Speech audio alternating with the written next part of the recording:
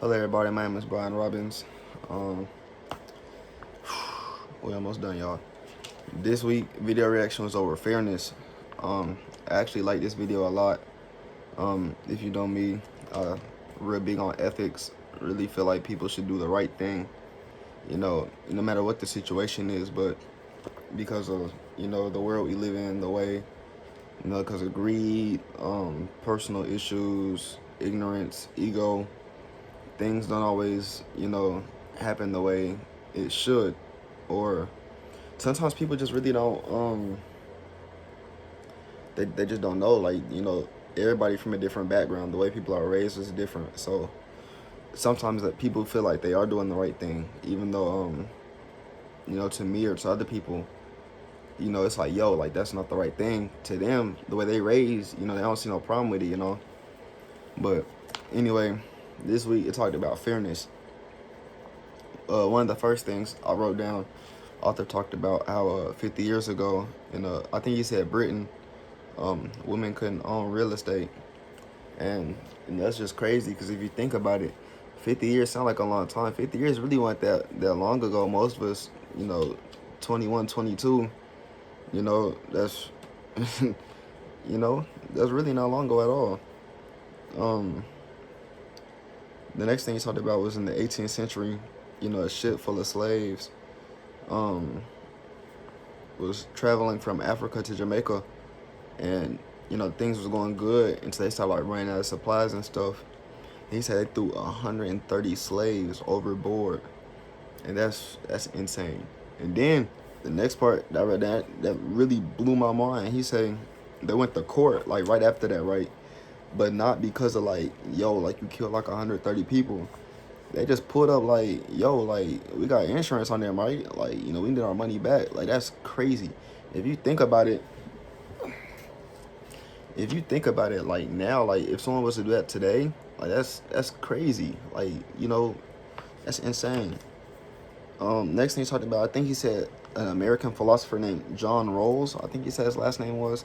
It was kind of hard for me to like understand some of the things he was saying, but John Rawls came up with a theory that said just society will provide an equal opportunity for all the goods that they have to offer.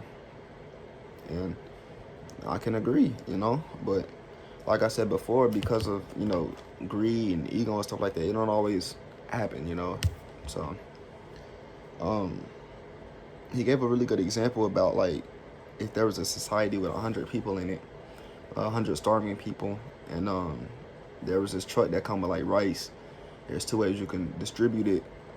One of the ways he said was you get you can pass it out to people, like go door to door, just pass out the rice.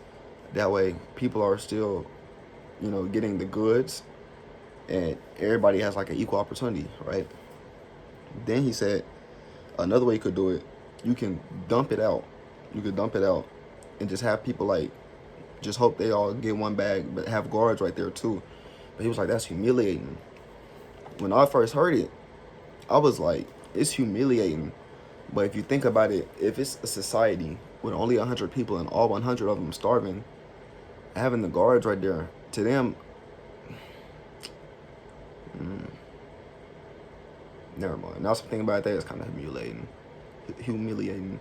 But when I first heard it, I was like, it's not all that bad, because if everybody's starving in the truck come, like everybody like, yo, we about to get the food. I don't care what they doing, But thinking about it now, yeah, that is still kind of, But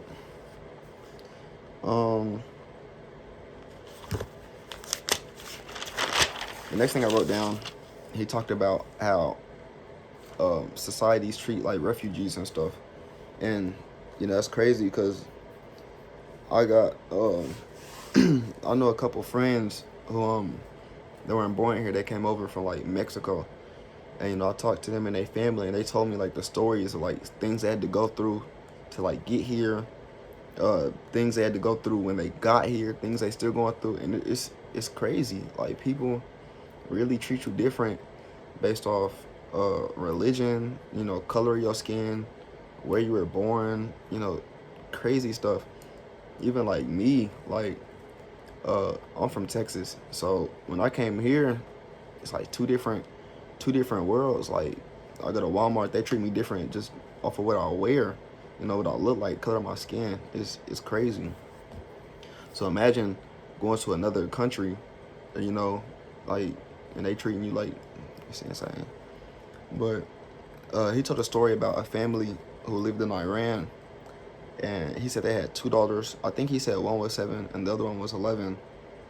And the 11-year-old, she was like going through some stuff, like it was like real bad. And you know, someone had seen her and said like she needs like clinical help. And they end up moving. I ain't, you know, his accent made it kind of hard for me to hear, but I think he said Melvin. And he said nobody visited her for like 18 days.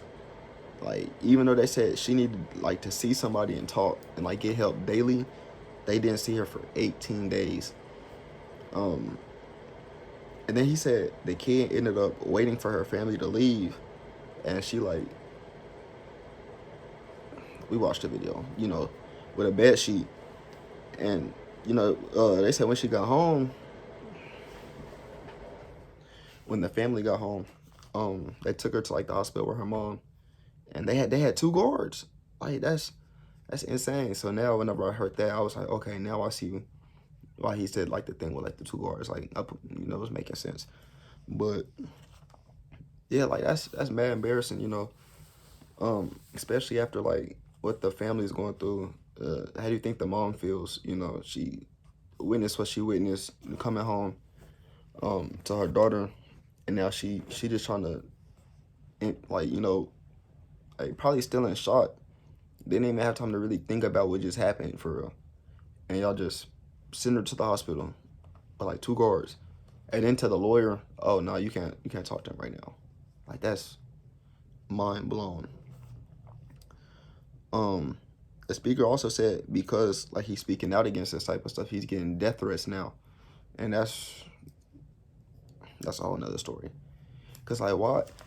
If you think about it, that's really messed up for society to like send this man death threats, and he talking about how we can have like a better society, and how society could be more equal for everybody, and y'all sending this man death threats. That don't make no sense.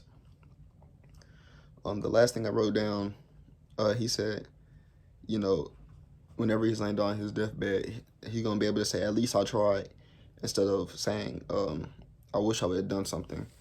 And that to me, that's inspiring, because, you know, if you want something in this world, you just gotta make it happen. You know, don't wait. Don't, you know, like, oh yeah, I want to do this, and just not do it. Just work for it. Who cares what like everybody else saying? You know what I'm saying? This man getting death threats to make sure, or to try to make society better for everybody else. And you seen the video, like, he not like no young dude, you know what I'm saying? Like, he could just be like, oh well, I'm good. You know, I only got, you know, a certain amount of time left. I live my life like I'm good. He's still trying to make sure everybody else, you know, it's a better society for the next generation and the generation after that. Yeah, that's all I got. I really enjoyed the video, and make sure y'all go do something, man. You know.